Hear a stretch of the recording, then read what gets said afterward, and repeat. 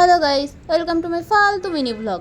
Sorry, mini আর হলো না, কারণ সারাদিন কী করছি সেটা শেয়ার করতে ব্লগটা মিনি থেকে অনেক বড় হয়ে গেছে। তো আজকে ছিল আমার বার্থডে, তাই সকাল সকালে একটু কেক খেয়ে নিয়েছি। কারণ বাড়িতে যেহেতু নেই, পায়েস তো নেই যে সকাল সকাল পায়েস খাবো, তাই বর একটুখানি কেকই দিল, তাই কেকই খেয়ে নিলাম। তারপরে চাটা খেয়ে তাড়াহুড়ো করে স্নান করে তাড়াহুড়ো করে রেডি হয়ে নিয়েছি। ও নাকি আজকে আমাকে কোথাও একটা ঘুরতে নিয়ে যাবে, কোথায় নিয়ে যাবে সেটা এখন বুঝতে পারছি না। আমি তো এক্সাইটমেন্টে কী করবো সেটাই বুঝতে পারছিলাম না, তাই ব্লগ করে নিয়েছি। তারপর দুজন মিলে বেরিয়ে পড়লাম।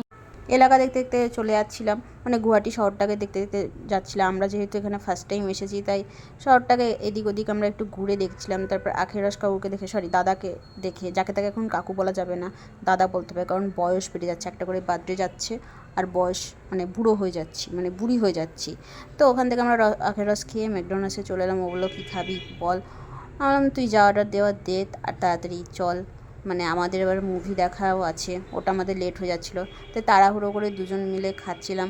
ও তো পপসগুলোকে ঝালমুড়ির মতো গপ গপ খাচ্ছিলো, আর আমাকে বললো তাড়াহুড়ো করে খেতে পারলে খা, নাহলে ওই নাকি সব খেয়ে নেবে। যেহেতু ও সব খেয়ে নেবে, তার জন্য আমাকে তাড়াহুড়ো করে দুধ রুটির মতো বার্গারগুলোকে গপ গপ করে গিলে দুজন মিলে ওখান থেকে তাড়াহুড়ো করে বেরিয়ে এলাম। মানে সকাল থেকে শুধু তাড়াহুড়ো আর তাড়াহুড়োতেই যাচ্ছে।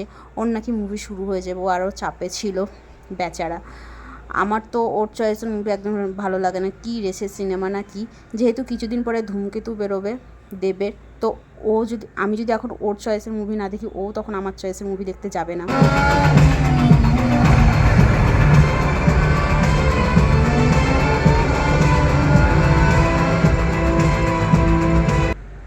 হাফ টাইমে বেরিয়ে বললাম মুভি একদম ভালো লাগছে না, অতটাও চল। বলো তুই একটু ঘুমিয়ে নে, এরপর আমাদের অন্য একটা জায়গায় যাওয়ার আছে।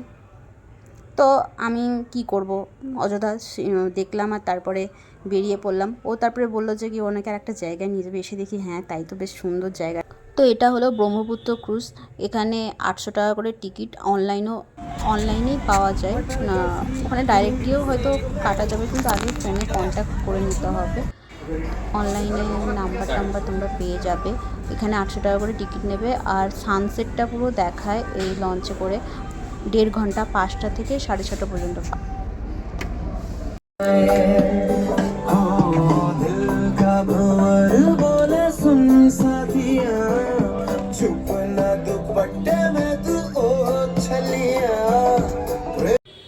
এখানে আসার পর ফার্স্টে আমাদেরকে ওয়েলকাম ড্রিঙ্কস দিয়ে দিয়েছিল, মানে জাস্ট এটা জল।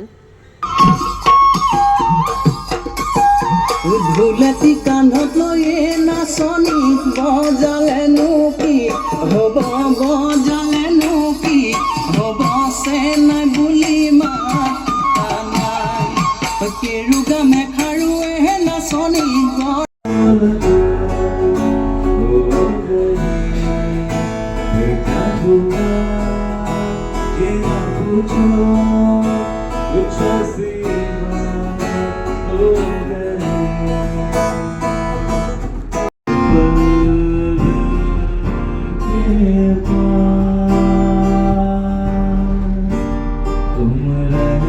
এই পুরো প্রোগ্রামটা উপরে হওয়ারই কথা ছিল, আর উপরে হলেই বেশি ভালো লাগতো।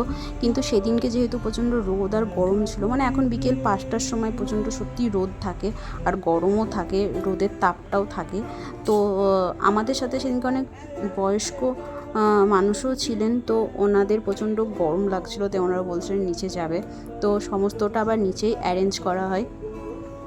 তো এখানে গান হচ্ছিল, আর সাথে সাথে আমাদেরকে স্ন্যাক্সও দিয়ে দিয়েছিল। তো আমরা ওটা খেতে খেতে ভাবছিলাম যে উপরে সানসেট দেখতে যাব না নিচে গান শুনবো। তো আমরা বুঝতে পারছিলাম না কী করব। তো আমরা এখানে কিছুক্ষণ গান শোনার পরে উপরে চলে গেছিলাম স্ন্যাক্স নিয়ে। উপরেই আমরা সানসেটটা দেখলাম, তো প্রচণ্ড ভালো লাগছিলো, অনেক সুন্দর লাগছিলো। মানে কী করে আমি এক্সপ্লেন করবো আমি বুঝতে পারছি না, আমি অতটা এক্সপ্লেন করতে পারিও না। আমার বেশ ভালো লাগছিলো। তোমরা যদি কখনো গুয়াহাটি যাও তো গেলে যেও, বেশ ভালো লাগবে। তো আজকে সারাদিনটা এভাবেই কাটালাম। তোমাদের ব্লগটা কেমন লাগলো অবশ্যই জানিও, আর ভালো না লাগলে স্কিপ করে যেও। Bye, tata.